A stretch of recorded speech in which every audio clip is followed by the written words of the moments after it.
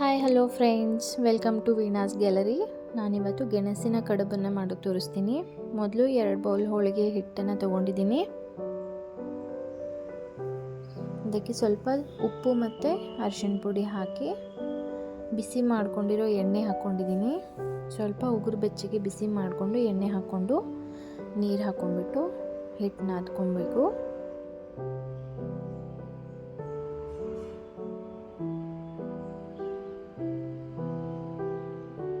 ಕಡುಬು ಮಾಡಲಿಕ್ಕೆ ಯಾವ ಹದದಲ್ಲಿ ಬೇಕಲ್ಲ ಆ ಹದಕ್ಕೆ ಹಿಟ್ಟನ್ನು ನಾದ್ಕೋಬೇಕು. ಇವಾಗ ಗೆಣಸನ್ನು ಕುದಿಲಿಕ್ಕೆ ಹಾಕ್ಕೊಂಡಿದ್ದೀನಿ. ಕುಕ್ಕರಲ್ಲಿ 1 ವಿಶಿಲಲ್ಲಿ ಗೆಣಸನ್ನು ಕುದಿಸ್ಕೋಬೇಕು. ನೋಡಿ, ಇದನ್ನು ಆರಿದ ಮೇಲೆ ಈ ಥರ ನೀಟಾಗಿ ಸಿಪ್ಪೆನ ತೆಕ್ಕೊಂಬಿಟ್ಟು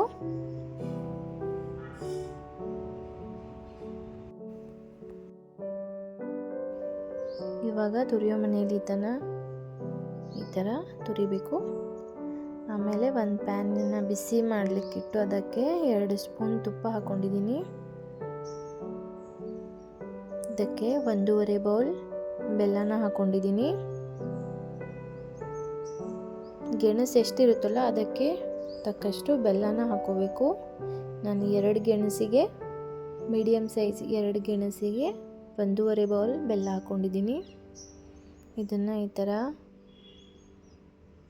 ಮೆಲ್ಟ್ ಮಾಡಬೇಕು.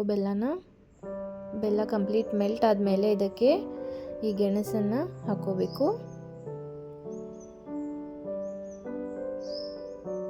ಇದನ್ನು ನೀಟಾಗಿ ಮಿಕ್ಸಪ್ ಮಾಡ್ಕೋಬೇಕು ಬೆಲ್ಲದ ಜೊತೆಗೆ ಗೆಣಸನ್ನು.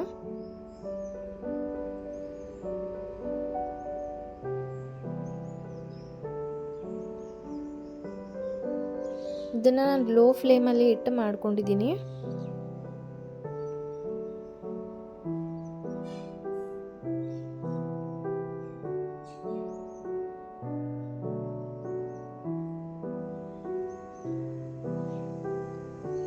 ಇದಕ್ಕೆ ಏಲಕ್ಕಿ ಪುಡಿ, ನಂತರ ಹಿಟ್ಟು ನಾದ್ಕೊಂಡಿದ್ನಲ್ಲ ಅದನ್ನು ಈ ಥರ ದೊಡ್ಡದಾಗಿ ಒಳ್ಳೆ ಮಾಡಿಕೊಂಡು ಲಟ್ಟಿಸ್ಕೊಂಡಿದ್ದೀನಿ ದೊಡ್ಡದಾಗಿ. ನೀವು ಬೇಕಿದ್ರೆ ಸಣ್ಣ ಸಣ್ಣ ಉಳ್ಳೆ ಮಾಡಿಕೊಂಡು ಒಂದೊಂದೇ ಲಟ್ಟಿಸ್ಕೋಬೋದು.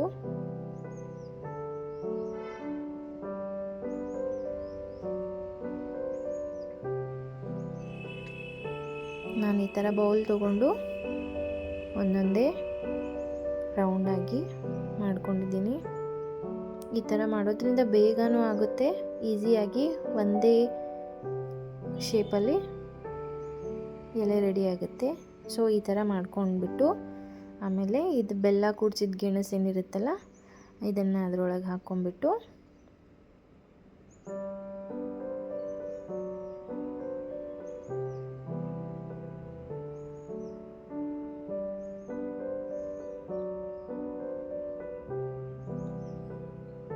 ಈ ಥರ ಪ್ರೆಸ್ ಮಾಡಿ ಪ್ಯಾಕ್ ಮಾಡಿ